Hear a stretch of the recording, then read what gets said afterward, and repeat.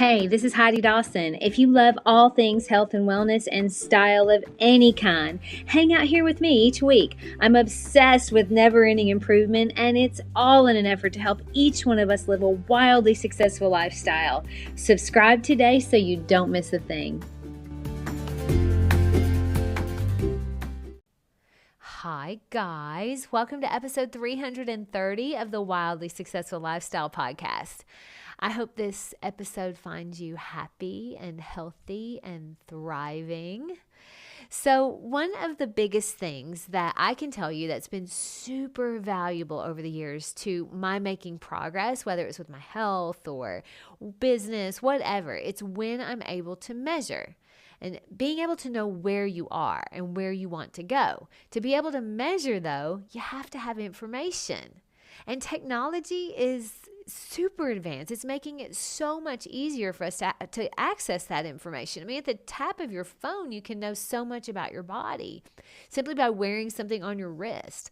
A lot of people have all kinds of information through the Apple Watch, or even just having a mattress that tells you your sleep patterns. Now, for me, the Apple Watch didn't work because I'm easily distracted, and I felt too accessible and also beholden to answering things immediately.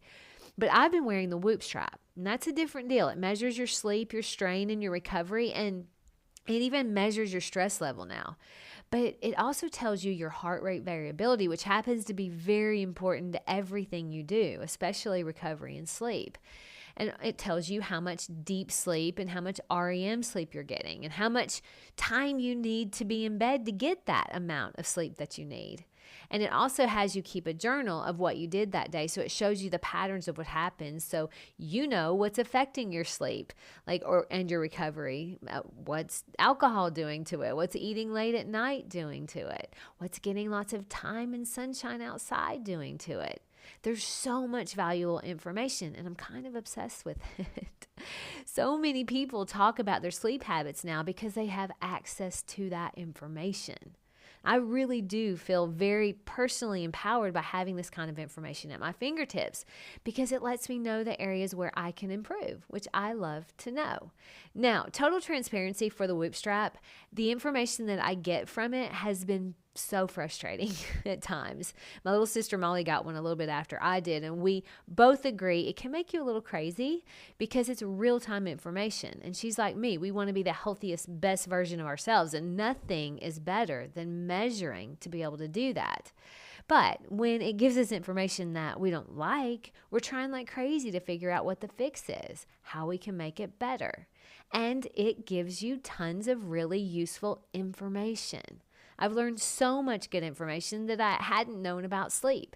Did you know we wake up several times a night, even though we may not even be aware of it? I average waking up about 2 times per hour. I didn't know that. I've always said I'm a good sleeper, but now I actually can see the levels of my sleep and how certain things affect it because of that journal that I keep every day and the daily report that I get.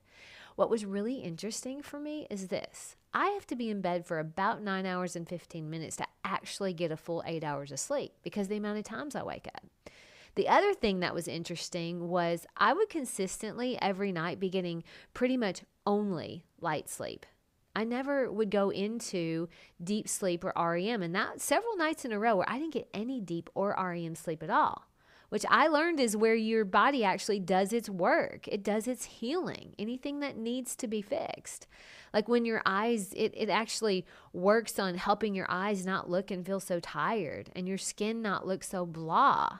I mean, I was like, whoa, I'm not getting any of that. And sometimes when you wake up after sleeping, what you thought was 8 hours, but you still feel tired, you may, like me, be not getting that good quality sleep, which I was not on most nights. That's good information to know. But knowing it and doing something about it are two different things. So you better believe I made it my job to figure out how to fix that.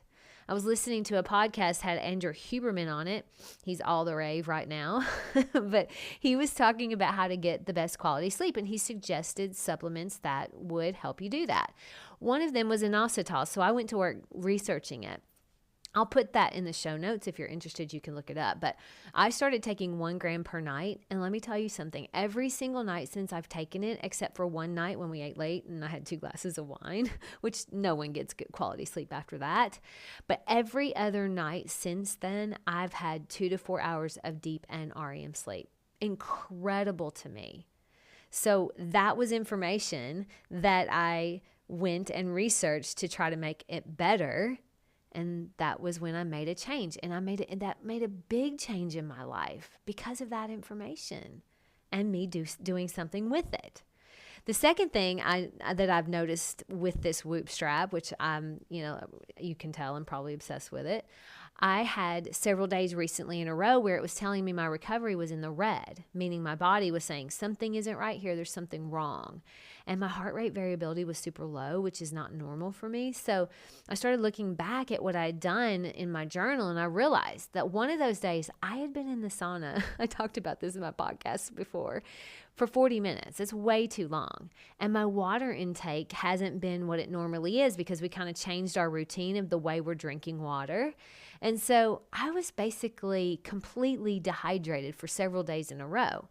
And as soon as I realized that and I started drinking my body weight in water, my recovery went to green immediately the next day. And my heart rate variability has been high again every single day. All of this from having simple information that I was able to access and then do something about it. So hydration, sleep, and exercise are cornerstones for increasing health span, which is basically maintaining health as we age. And a lot of that has to do with measuring. And we can only measure if we have the information. So I'm measuring how much water I drink, how much sleep I get, and what kind of sleep I get. And I'm getting all of that information through my Whoop app. But that still doesn't answer the question that is the title of this episode. Is information really power? My answer to that is no. Information isn't power unless you put it to work. Information is just information until you do something with it. You see, if I had all of the information from my Whoop strap, but I didn't research ways to improve my sleep, or I didn't research ways to improve my hydration or why my heart rate variability was so low, it would be just that, information. So information is not power, it's potential power.